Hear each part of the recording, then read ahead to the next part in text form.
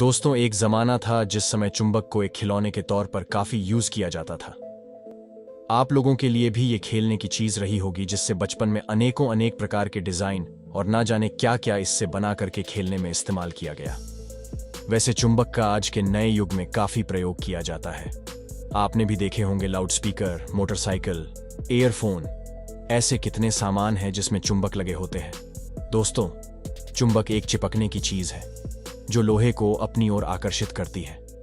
खैर दोस्तों, अब आते हैं टॉपिक के ऊपर। आपने चुंबक का इस्तेमाल तो जरूर किया होगा, लेकिन क्या आपने कभी ये सोचा है कि ये आती कहां से हैं? इन्हें तैयार कैसे किया जाता है?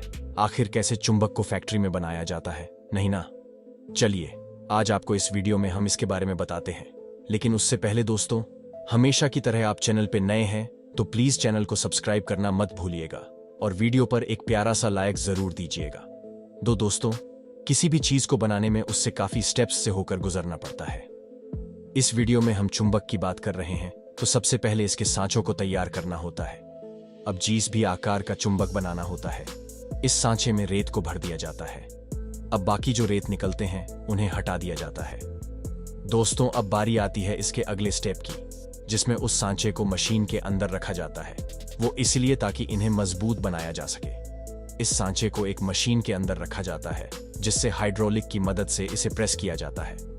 दोस्तों, इसके ऊपर इतना प्रेशर किया जाता है कि ये रेत के कण आपस में चिपक जाते हैं और सांचे के रूप में तैयार हो जाते हैं। अब इसके प्रेशर से समझ सकते हैं कि कितना दबाव लगाया गया होगा इसको बनाने में। चलिए दोस्तों, अब इसके अगले स्टेप के बारे में आपको बता दें। जब डिफरेंस टाइप के साथ तैयार हो जाते हैं तो आप बारी आती है चुंबक के घोल को तैयार करने की, जिसमें कई प्रकार के मटेरियल उपयोग में लाए जाते हैं, जैसे कॉपर, कोबाल्ट, सल्फर, निकल, आयरन की निमोनियम और टाइटेनियम। ऐसे में आप सोचेंगे कि इनको क्या किया जाएगा, तो आपको बताते चलें कि इन सभी मेटल को पिघलाकर एक लिक्विड बनाया जाता।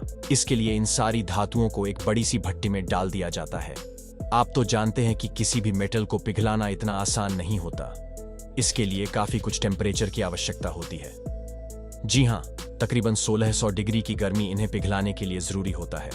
जैसा कि आप देख सकते हैं, इन धातुओं को एक भट्टी में डालकर अच्छे से हिलाया जा रहा है।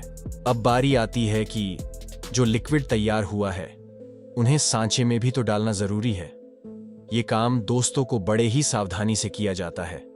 जब ये सांचे में अपनी जगह बना लेते हैं, तभी इन्हें ठंडा करने के लिए रख दिया जाता है। जब यह अच्छी तरह ठंडे हो जाते हैं तो लगभग चुंबक बनाने का 80% काम फिनिश हो चुका होता है। अब इसके अगले प्रोसेस में मिट्टी वाले सांचे को तोड़कर अलग कर दिया जाता है। जैसा कि आप वीडियो में देख सकते हैं कि हथौड़ा की मदद से इन्हें तोड़ने का काम किया जा रहा है। इसके बाद बेस्ट मटेरियल से बचे हुए मेटल, जो कि एक चुंबक का रूप ले चुका है, उन्हें छांटकर अलग कर लिया जाता है। लेकिन यहां पर समझने वाली बात यह है दोस्तों कि अभी ये पूरी तरह से चुंबक बनकर तैयार नहीं हुए हैं, क्योंकि दोस्तों जब इनमें मैग्नेटिक गुण होंगे तभी तो ये किसी लोहे को अपने आप में चिपका पाएंगे। मैग्नेट में इस गुण को लाने के लिए एक अलग स्टेप से इसे गुजारना होता है, क्योंकि अब तक जो मेटल तैयार हुए हैं वो केवल एक धातु के टुकड़े के रूप में बाहर निकल कर आए। असली काम होना अभी बाकी है।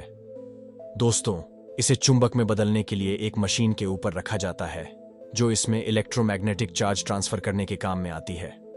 मशीन के ऊपर चुंबक रख दिया जाता और जब यही करंट नॉर्थ पोल से साउथ पोल केवल भेजा जाता है तो इसमें मैग्नेटिक गुण देखना शुरू हो जाता है और अब यह पूरी तरह से चुंबक का रूप ले चुकी होती है। अब आप इसे जैसे चाहे वैसे उपयोग में ला सकते हैं। दोस्तों, जाते जाते एक बात पूछना चाहता हूं, क्या आपने कभी इन चुंबक को एक्सपेरिमेंट के तौर पर यूज किया? अगर किया है तो हमें कमेंट करके जरूर बताना। तब तक के लिए धन्यवाद दोस्तों, मिलते हैं जल्दी नेक्स्ट वीडियो में।